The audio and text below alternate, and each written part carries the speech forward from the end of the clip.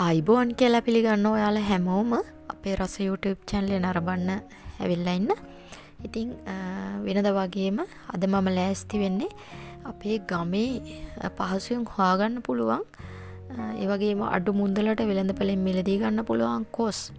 අපි ගොඩාක් වෙලාවට කොස් මැල්ලුම් කොස් උයලා වගේ තමයි අපි ආහාරයට ගන්න. ඉතින් අද වෙනස්ම විදිහකට කොස් සීනි මුරුක්කු ගොඩාක් අය අහලා නැති කාලා නැති කෑමක් තමයි අද හදන විදිය කියලා දෙන්න යන්නේ. ඉතින් අපි බලමු කොහොමද කොස් සීනි මුරුක්කු හදාගන්නේ කියලා. ඉතින් කොස් සීනි මුරුක්කු හදාගන්න මම ගත්තේ කොස් මඳුළු ග්‍රෑම් 250ක් විතර. ඉතින් ඉස්සල්ලාම පොඩ්ඩක් හදාගන්න. ඊට පස්සේ ඔයාලට අවශ්‍ය තරමට හදාගන්න පුළුවන්. ඉතින් සීනි ඒකට අවශ්‍ය ප්‍රමාණයට ගන්න. මම කොස් ග්‍රෑම් 250ක් ගන්නකොට සීනි ග්‍රෑම් 150ක් වගේ තමයි ගත්තේ. ඉතින් කොස් ග්‍රෑම් 250ට සීනි ග්‍රෑම් 150ක්. මේ වගේ ප්‍රමාණයට තමයි අවශ්‍ය වෙන්නේ. ඊළඟට වතුර ස්වල්පයක්, ලුණු කුඩු සහ කහ කුඩු. මෙන්න මේ ද්‍රව්‍ය ටික තමයි අවශ්‍ය වෙන්නේ කොස් සීනි මුරුක්කු හදාගන්න. ඉතින් පහසු ද්‍රව්‍ය වලින් ඉක්මනින්ම හදාගන්න පුළුවන් කොස් සීනි මුරුක්කු ඔයාලට ගෙදරදීම. ඉස්සෙල්ලම කරන්න ඕනේ මේ වගේ කොස් මඳුළු වල ඇටේ සහ අපි හිමිල්ල කියන කොටස අයින් කරගත්ත කොස් තමයි මේ තියෙන්නේ. ඉතින් සෝදලා තමයි මම අරගත්තේ. මොකද මේක කපලා හේදුවොත් එහෙම තෙත ගතිය තියෙනකොට බැද ගන්න අපහසුයි. ඒ නිසා මම මේ විදිහට මඳුල පිටින්ම සෝදගත්තා. ඊළඟට තියෙන්නේ මේකට මෙන්න මේ ආකාරයට මේක හීනියට කපා ගන්න ඕනේ.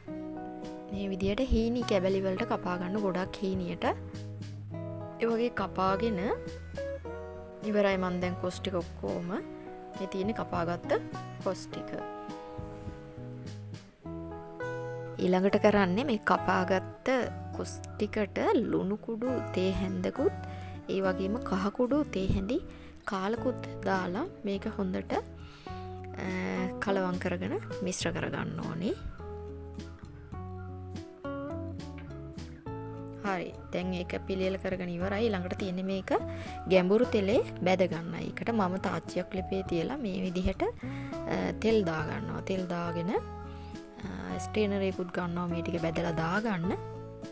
ඊළඟට තෙල් ටික රත් වුණායින් පස්සේ අර කපාගත්ත කොස් චුට්ට මේ විදිහට දාලා මේක ක්‍රිස්පි ගතියට එනකම් බෙද ගන්න ඕනේ.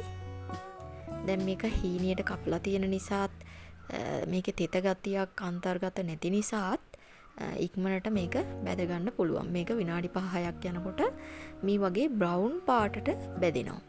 අන්න ඒ වෙලාවට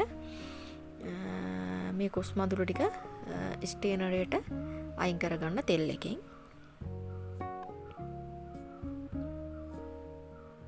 දැන් මම මේ ටික මේ විදිහට අයින් කරගන්නවා. ඒකලා තෙල් බෙරෙන්න මේ විදිහට කූඩේට දාලා තියා ගන්නවා. ඉතින් මේ විදිහට කොස් ටික ඔක්කොම බෙද ගන්න ඕනි බ්‍රවුන් පාට වෙනකම්, ක්‍රිස්පි ගතියට එනකම්.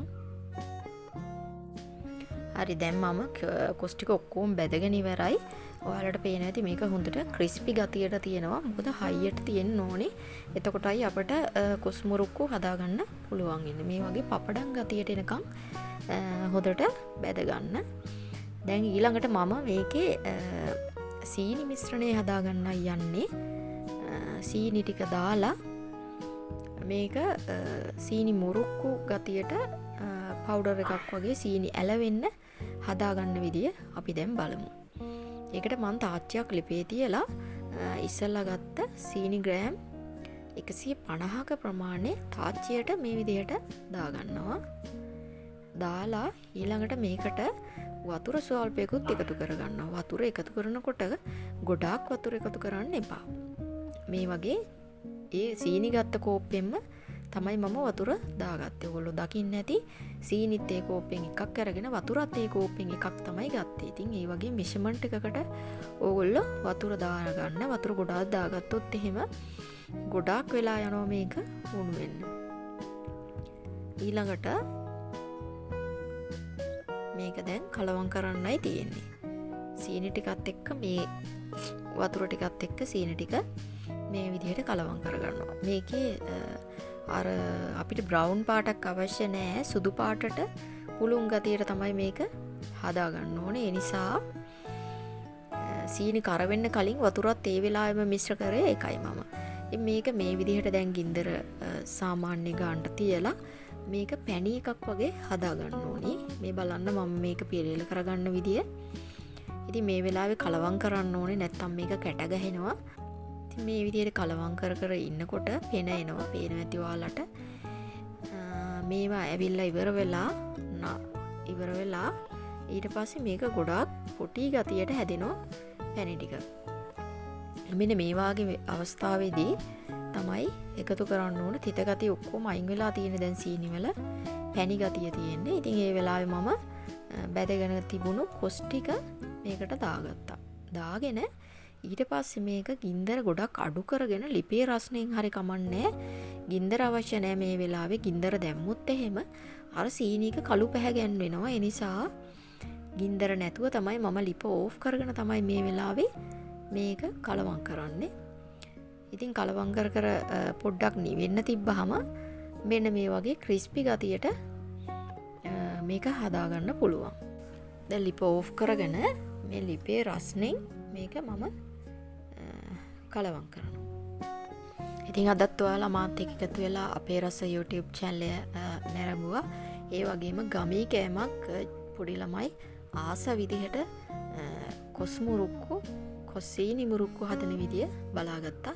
ඉතින් මේ වගේ විවිධාකාර රසවලට අපේ ගමේ කෑම විශේෂයෙන් ගමේ කෑම වලට තමයි අපේ රස YouTube channel එකේ මුල් තැන දීලා තියෙන්නේ.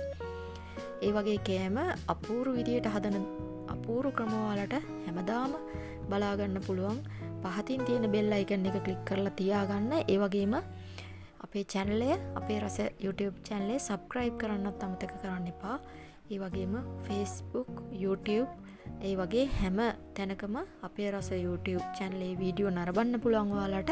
ඉතින් පහසු ක්‍රමයක් තෝරගෙන අපේ රස YouTube channel එකත් එක්ක දිගටම රැඳී ඉන්න කියන ආරාධනයත් එක්ක ඔයාලගෙන් සමුගන්නවා. ආයිබෝවන්.